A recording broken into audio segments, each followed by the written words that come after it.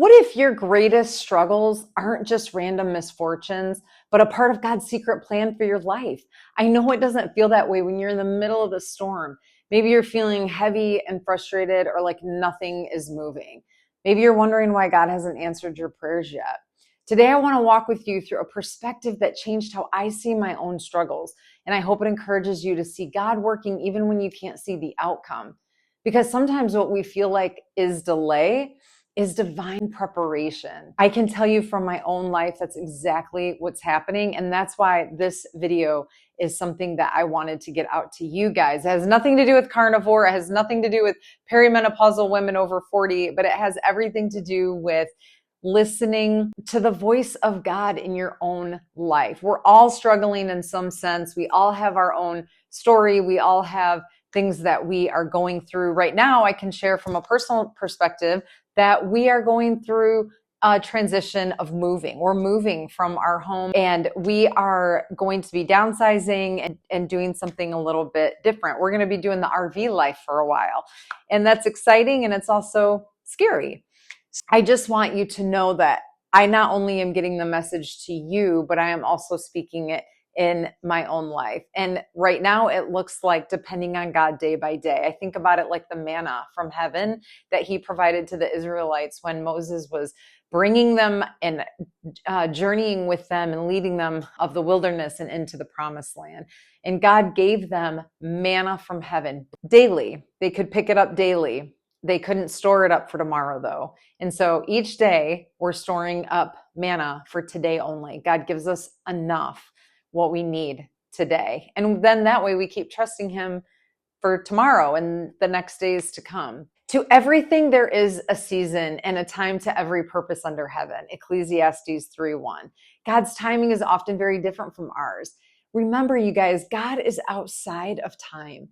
He did not invent the time clock. He didn't invent 12 a.m. to 12 p.m.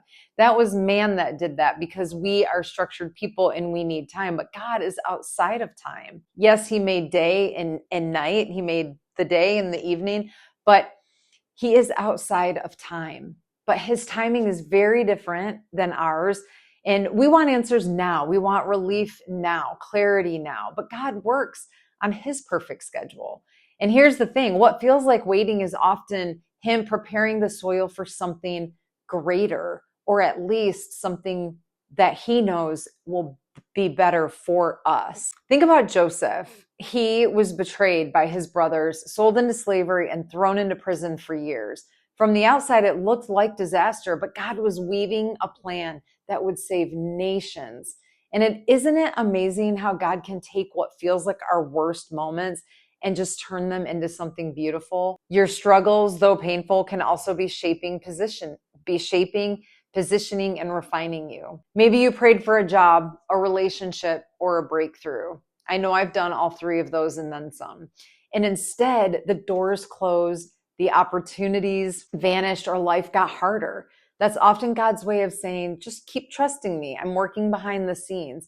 Remember, we don't see everything. I can share moments where I had to trust God during a delay or a setback.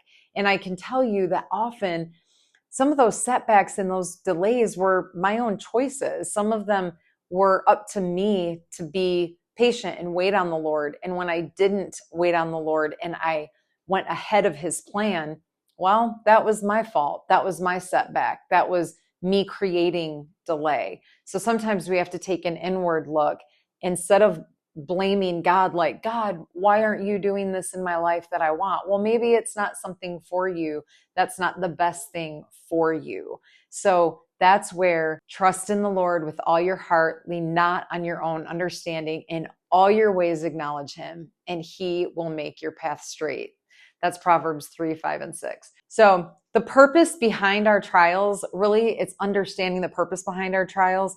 So Romans 8:28 says, and we know that in all things, God works for the good of those who love him.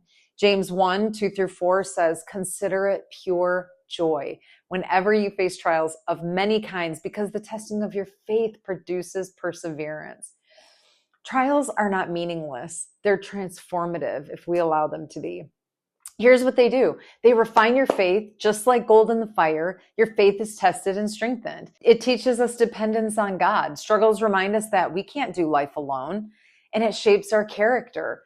Patience, humility, and compassion grow through seasons of difficulty. They position you for purpose. Joseph didn't understand the plan while he was in the pit, but he later became a savior for many people. He didn't become the savior, but in the sense of he was able to save people out of think about one trial that you're in right now. How might God be shaping your heart through it, even if the outcome isn't even clear yet? Here are some practical steps that we can take while we're waiting in this time. Pray with expectation, not frustration. Instead of asking, why is this happening? Try asking, God, what do you want to teach me through this? Meditate on verses like Isaiah 55, 8, and 9. My thoughts are not your thoughts, neither are your ways my ways. Let his word be your anchor when your circumstances feel overwhelming. Look for hidden lessons. Even in pain, God is teaching resilience, empathy, and perspective. Sometimes the lessons are subtle, but they're powerful. Let me back up to that word resistance or resilience. That word resilience has become so meaningful to me this year. I think God has just opened my capacity for really understanding, or maybe just even focusing on that word. You guys, if we don't have resilience in our life, if we don't have struggles and discomfort in our lives, how can we grow? How can we stretch? How can we know what we're made of?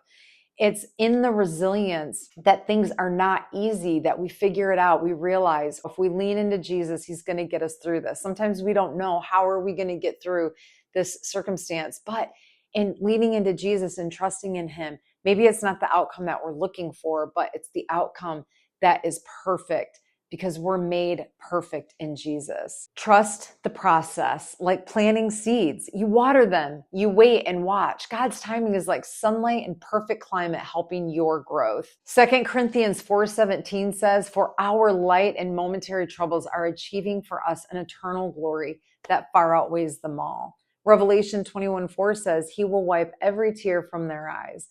When we trust God's timing, we start seeing his faithfulness in action. Trials don't last forever, but the lessons, growth, and intimacy with him do. Your struggles today can become your testimony tomorrow. A story of perseverance, faith, and divine intervention and peace isn't just about resolution. It's about trusting God even while you wait. Take a moment to write down one struggle.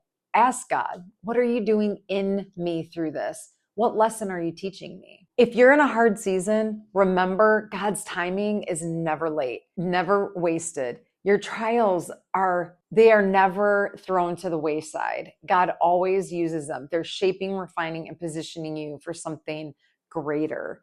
Take a deep breath, anchor yourself in his word, trust that your struggle isn't random. It's his divine orchestration for your ultimate good. If this encouraged you, would you hit the like button and share it with a friend who needs to hear it, and subscribe for more encouragement on faith, growth, and trusting God's timing, and comment below. What lesson has God been teaching you in your current season of struggle? Thank you so much for joining me today.